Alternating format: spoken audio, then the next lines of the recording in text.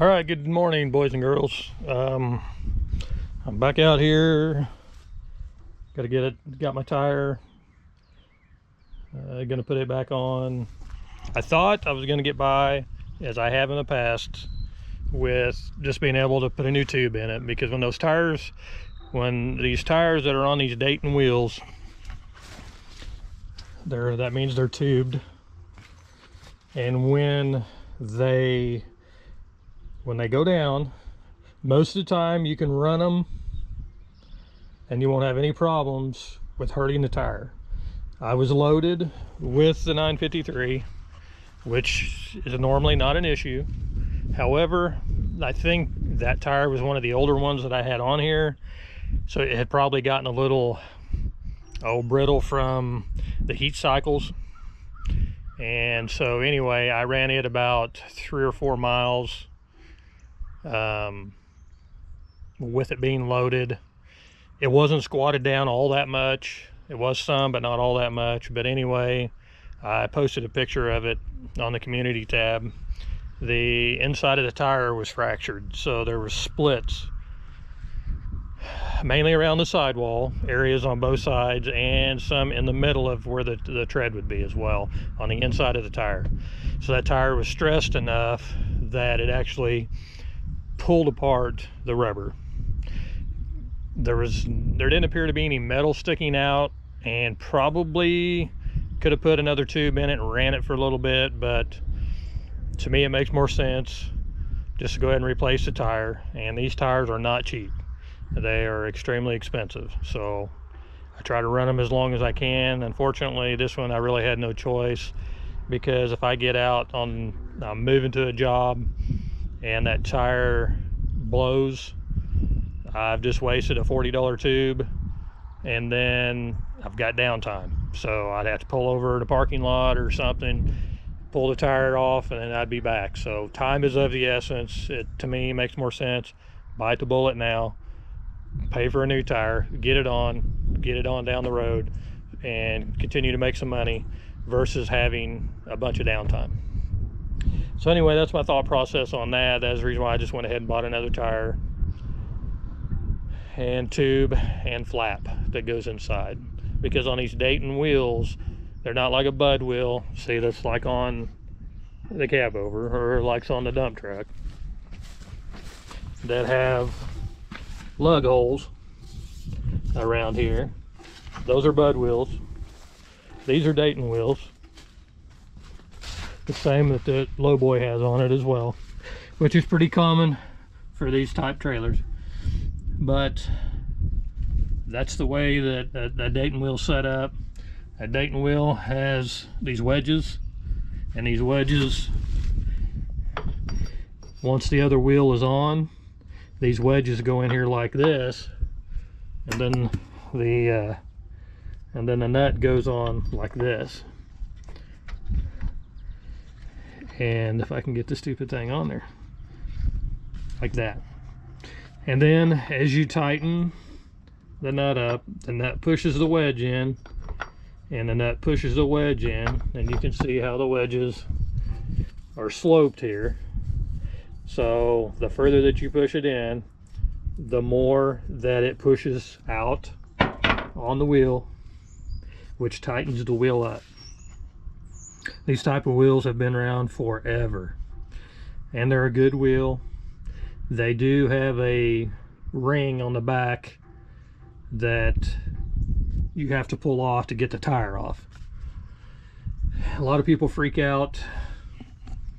A lot of people freak out on those type of wheels. I grew up with them, so it's never been a problem for me. You just have to take a few extra precautions when you're using those wheels, or when you're putting air in those tires. So the tire shop, a lot of tire shops won't even do it because of liability, but then some of them have cages that they can put them in as they're airing them up. The most easy way to do it is put enough air in it to get the tire pushed out against the wheel. Take the wheel, put it on the trailer, because the ring is going to be on the inside. And then once you get your wheel completely tightened down, then put the air to it and air it up to spec. And if the ring blows off, the ring's going to blow off on the axle, so it's not going to hurt you. I mean, it may scare the crap out of you, but it's not going to hurt you. But in all these years, I've never had a ring go because I've always taken precaution. That's the way I was taught by my dad. All the years that he had been around him in the trucking industry, he said he'd only had one that came off, and he felt it was his fault. It wasn't the wheel's fault because he didn't have the ring seated, and there's a groove in there around the wheel that if you don't clean that out, oftentimes the ring won't hold quite enough. So when you pull that ring off, clean that groove out, make sure the ring is seated all the way down, and just use extra precautions. Put it on or put it in a cage when you air it up, and that way if it goes, you don't get hurt. Like I said, a lot of people just freak out, and these newer tire shops and stuff, you bring one of these wheels in, they look at it and they scratch their head because they don't know what it is, because they've never had to deal with them, because they've always been used to the Bud type wheels. But common sense, don't put yourself in a situation where you're going to get hurt. Simple. So anyway, that is the plan. I'm going to get this wheel put back on, and then get it tightened up, and then I may run and grab the excavator and move it to another job if I have time. We'll see. But anyway, that's the plan. Let's get after it.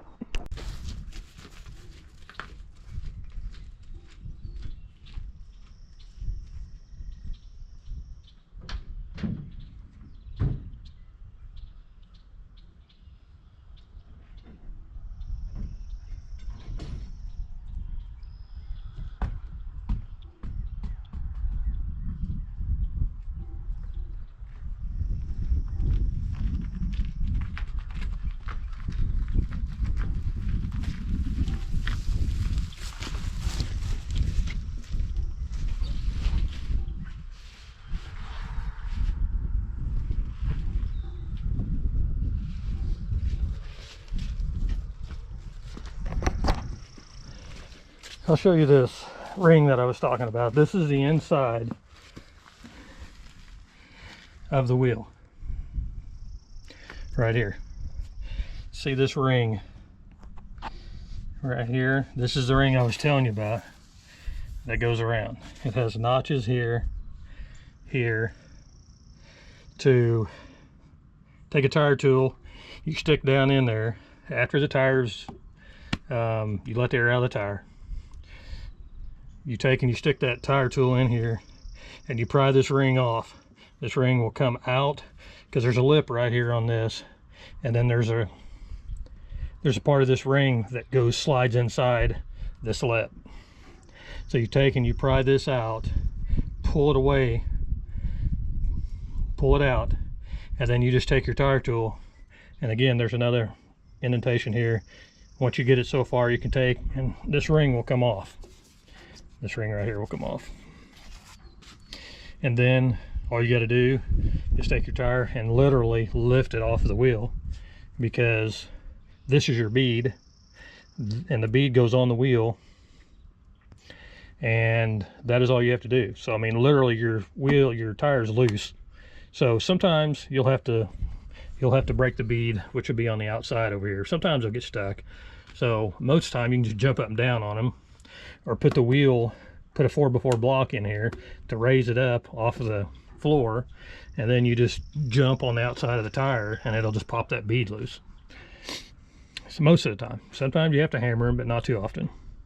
So, but anyway, this will get flipped around and it'll go on that way, and then we'll tighten them up. There's a kind of bit of a trick to tighten these up and keeping them straight. Otherwise, I'm sure you've all been going down the road and seen one of these Dayton style wheels wobbling like this. It's because I didn't get it straight. You can't get them perfectly straight, so they're never going to be perfectly straight like a Bud wheel would, like on a dump truck or the cap over.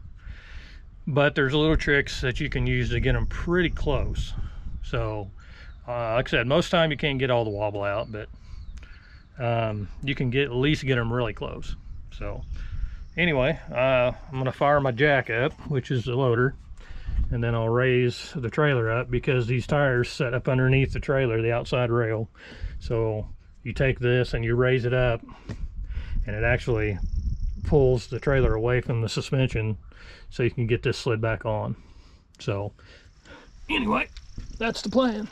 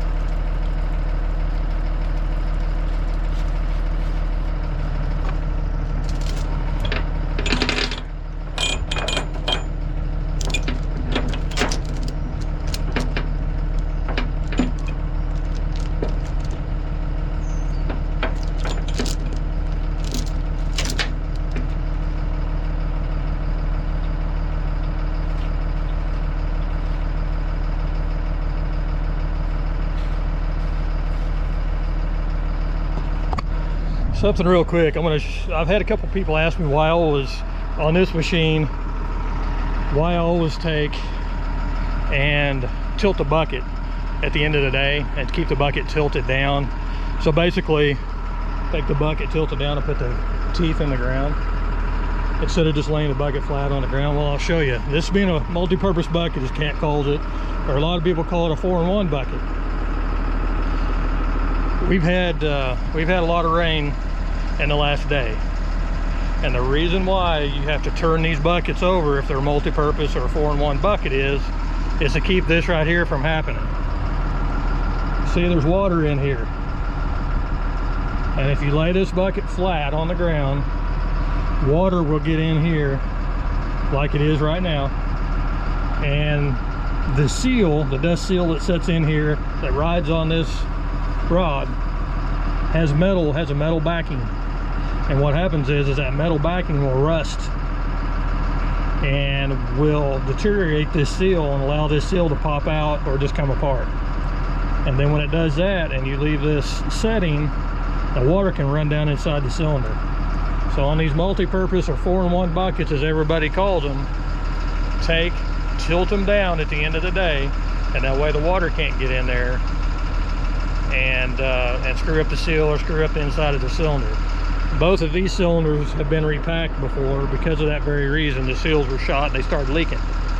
So ever since I've had it, I've always tilted it down, never had any problems with it.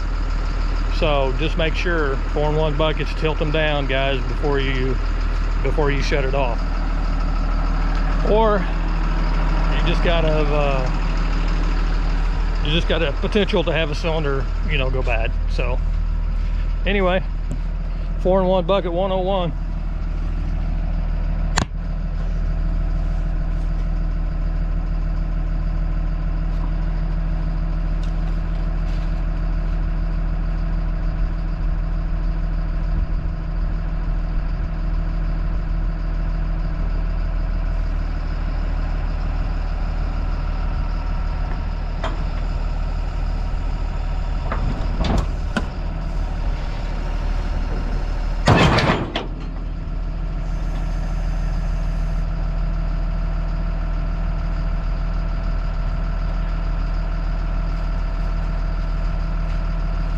Quite sure why that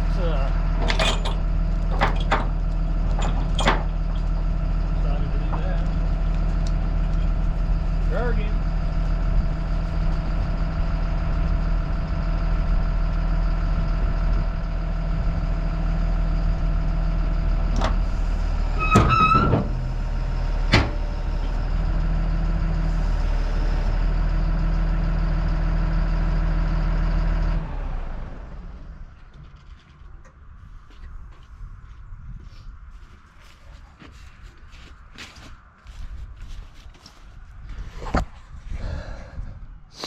Tell you what, that's a nice jack, huh? Well, let's see where I can put you where you can kind of see what's going on.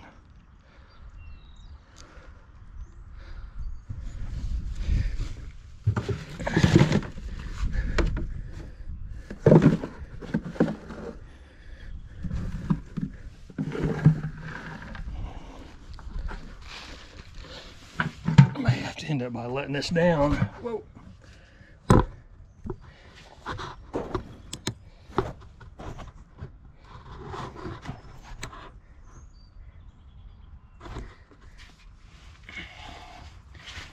Maybe up a little high.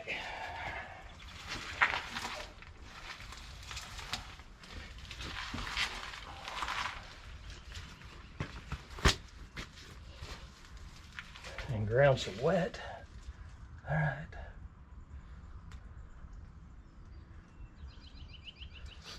Yeah, the recess is there. Clean this off.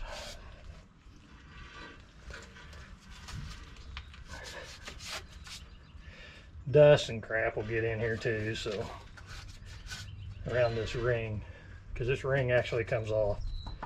It's a spacer ring that goes in between the wheels.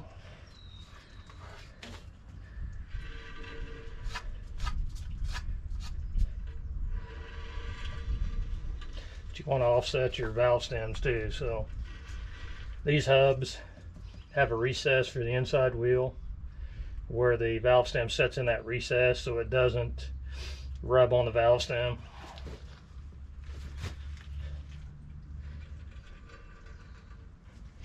And you got to put your valve stem in between the ears, so it's not going to be exactly across from your other one on your offset, but you can just get it in between one of these ears.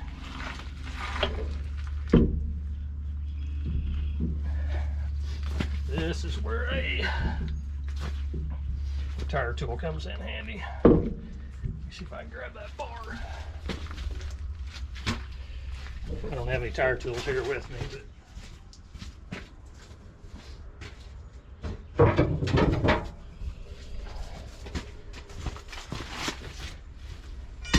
we'll get her.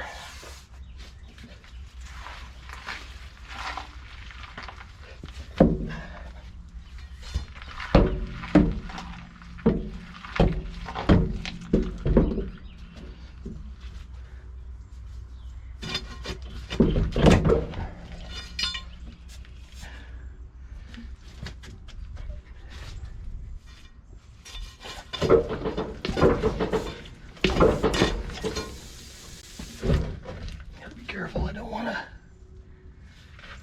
get my stinking.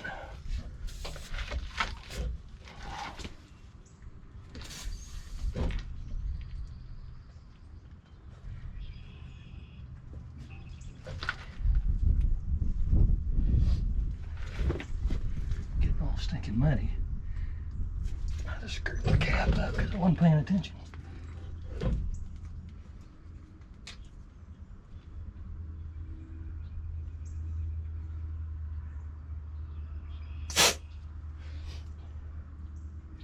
Split my cap, dang it.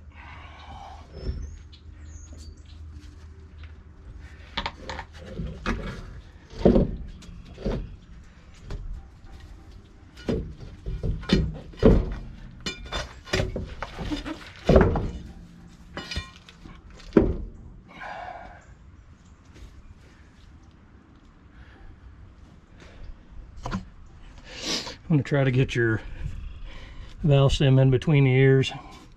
There's a little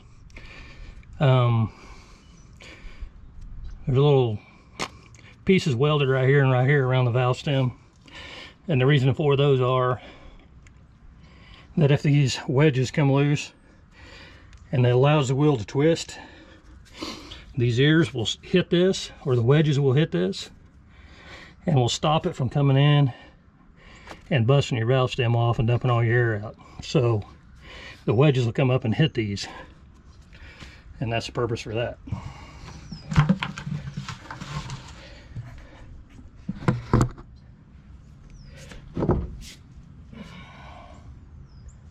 That valve stem needs bent a little bit anyway.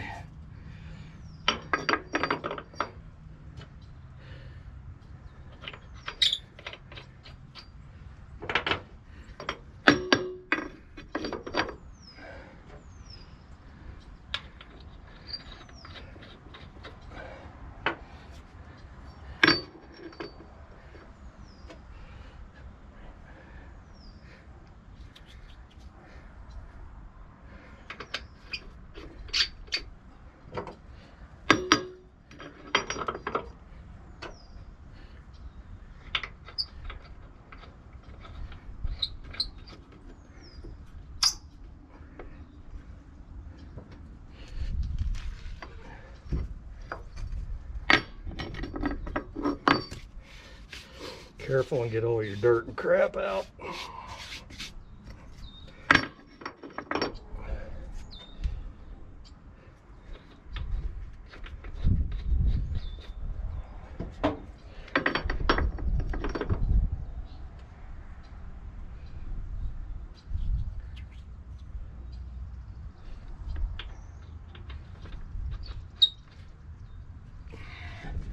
Had 10 inches of rain.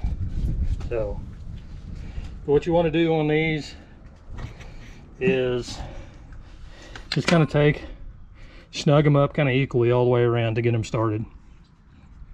And then once the wheel and everything gets tight, and then we'll sit there and we'll try to straighten it and do the best we can on straightening it.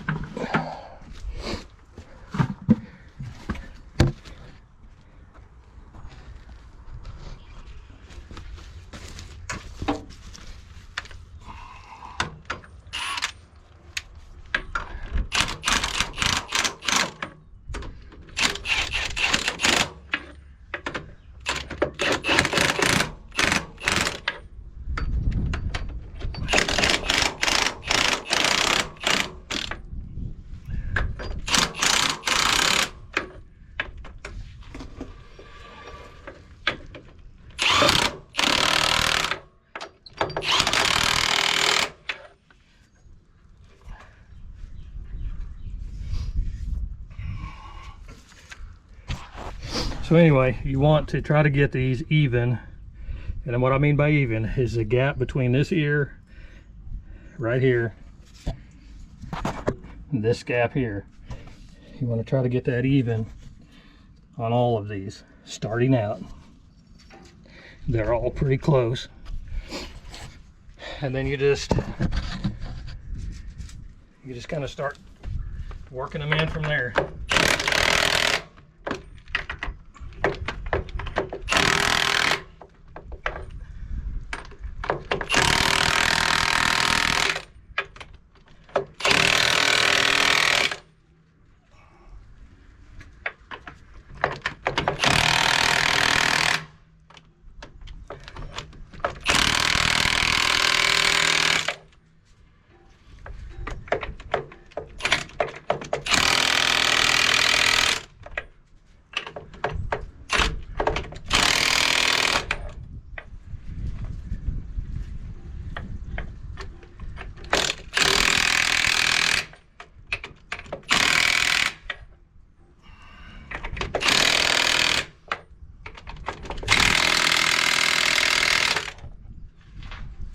I have to raise my jack up.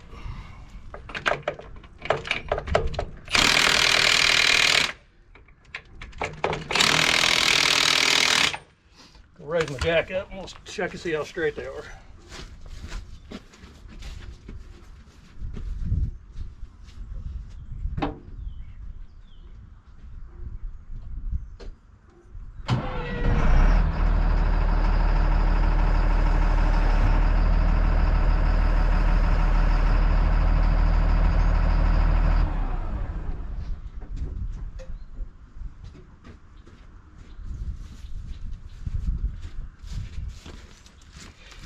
Okay, so you take another socket and bend you down here, we can see.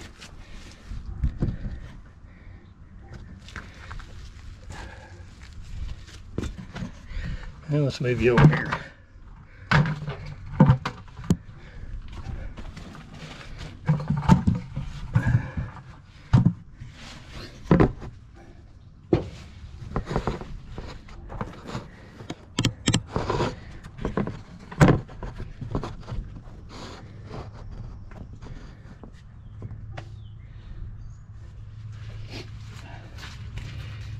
So you want to take and you set you a socket right down here next to where it's just barely touching the tire, like that. Man, I'd like to find something to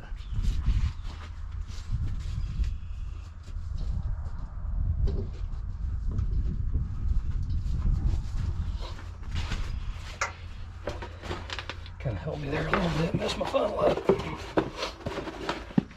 So anyway, you set this here The brakes have to be released, and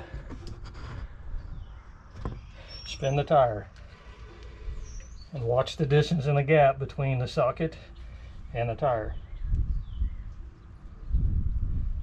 This one's actually pretty dang close. Some of these will line up really straight. Okay, like right there, it's touching a little bit, so we're going to run these up, which will pull this side of the tire in.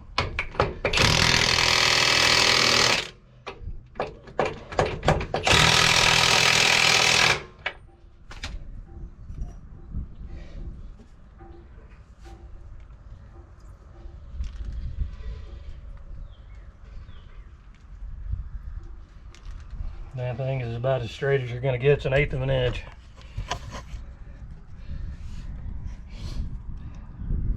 So you can see pretty close. Sometimes they'll get really bad off.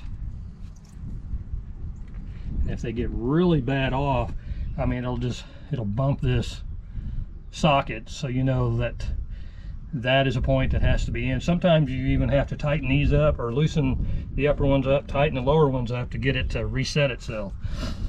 But as a rule, this trailer is usually pretty good about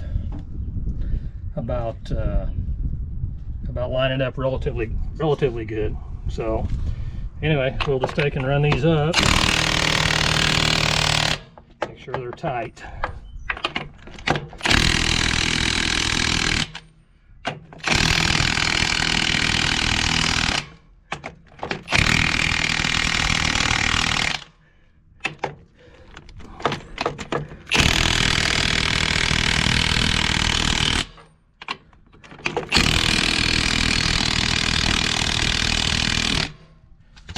And we'll try her again, see if it moved much. Very little. Yeah, this one lined up real good. There's about 1/8. This is barely hitting. There's about 1/8.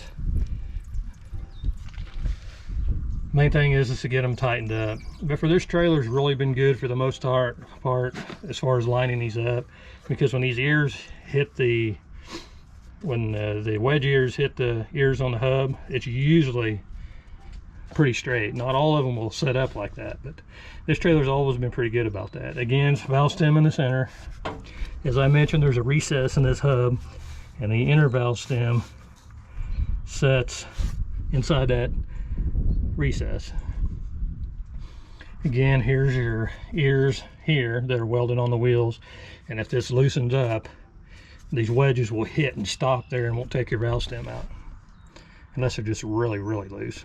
But anyway, I'm going to hit these one more time after it's set here just a second, just to make sure. I don't want them loose. You don't have to have a big 1-inch gun to do these Dayton wheels.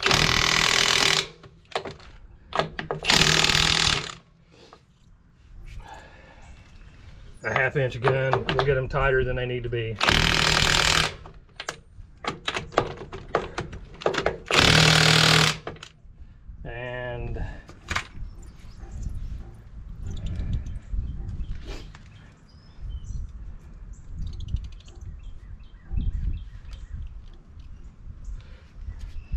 And that, boys and girls, is Dayton Wheel 101. Other than me not paying attention and hitting the dang valve stem on the ear, messing my cap up. I'll have to get another cap and get stuck on there, but other than that, that's it. Pretty simple. I will have to put air in it, so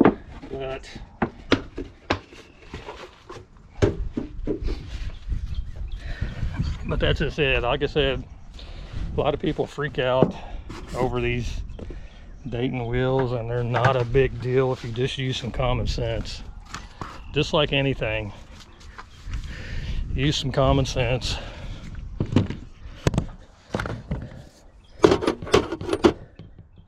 People that get hurt with these